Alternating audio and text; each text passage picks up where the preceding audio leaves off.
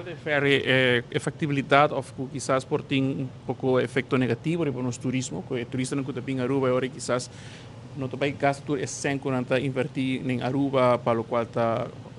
seja para restaurante, hotel, pero que tu vai compartilhar isso aqui com o Corsal, mirando como que tem a possibilidade de que vai através de um ferry vai visitar outra isla, que quizás seja mais barata, tá algo que tem uma preocupação com o reino do setor turístico de nossa isla, é algo que o ministério está tirar conta com ele, ora com os papéis de ferry entre a isla. De querer conectividade,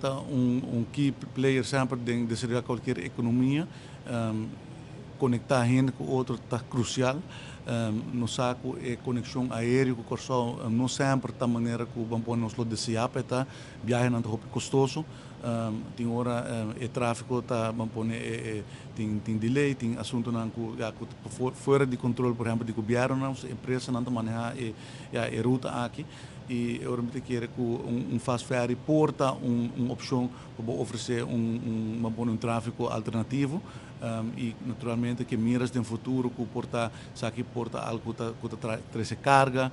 inicialmente eu tinha ideia que carga auto também, então tem diferentes modelos e agora que é necessário para o mercado agora geteste e aqui tipo de empresas nós temos diferentes petições by the way para executar o projeto aqui para bem que é ferry mesmo, pero está dependendo no final de hora vou pôr tudo em condição na mesa e para contestar a pergunta se é uma preocupação com afetar o turismo no momento aqui me não quer é preocupação me quer que Aruba seu produto turístico é único nós tem me quer botar aqui cifra de turismo crescendo continuamente gastando mais placas sempre na economia de Aruba então Aruba está buscando sempre turista upscale turista que está willing para investir para gastar então me não quer que oferecendo ruta alternativa para Corsal também afetar nos modelos. Se turista vem a Aruba e tem desejo para visitar uma ou outra isla do Caribe é por organizar se também via de maneira aérea e esse tampouco não threat para nos produto turístico. Então, no momento aqui me nota esse é como